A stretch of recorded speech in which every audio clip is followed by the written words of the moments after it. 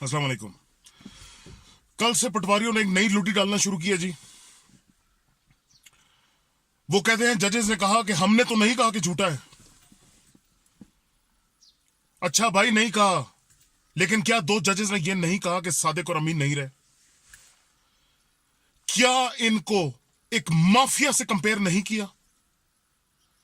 क्या यह नहीं कहा तमाम के तमाम जजेस ने कि जो सबूत, वाहिद सबूत अपनी खरबों की जायदाद का इन्होंने दिया, कतरी खत, वो किसी काबिल नहीं है, उसका जीरो वैल्यू कर दी उन्होंने। तो ऐसे शख्स को मैं क्या बोलूं? झूठा ही बोलूंगा ना, सच्ची सवित्री बोलूं? इतना खोताखोर और बेवकूफ मैं नहीं हो सकता कम से कम। एक लुड्डी उन्होंने 20 तारीख को भी डाली थी पटवारियों ने। जब रात को समझ आई ना, जब तर्जुमे पड़े, तो आंखें फटी की फटी रहेंगी, बिस्तरों के नीचे छुप गए साले। कल फिर से लुड्डी डाल रहे हैं, सोचे समझे बगैर। ये इंसान परस्ती है जो इस मुल्क को तबाह कर रही है। हम इंसान परस्त बन चुके हैं। हम अपने जिनको हम पसंद करते हैं उनकी गलतियों को भूल जाते हैं, नजरअंदाज करते हैं। मैं नजर नहीं आती। खरबों इन्होंने कमाए, जदादे इन्होंने बनाई, सफाइयां ये पटवारी दे रहे हैं। और बेशर्मो, और ਤੁਹਾਡਾ कोई हिस्सा लिख के देता है उन्होंने अपनी जदाद। ये शीशा नीचे करके खराब जरूर दे सकते हैं, लेकिन इस मुल्क की बेहतरी के लिए कभी भी नहीं ये काम कर सकते। ये कोई ऐसा काम नहीं कर सकते जिस इस मुल्क की हकीकी मानों में तरक्की हो।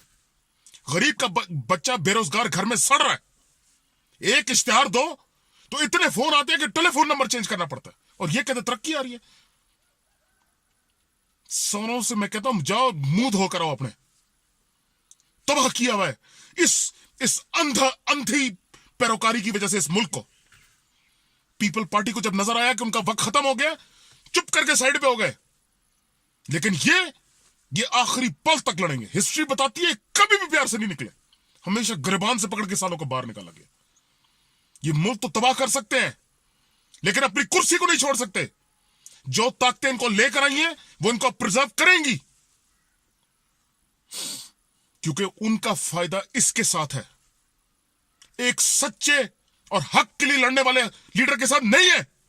अवाम गई भाड़ में, मुल्क गया भाड़ में, मेरा और तुम्हारा फायदा गया भाड़ में। मेरा और तुम्हारा और हमारे बच्चों का फायदा गया जहन्नम में।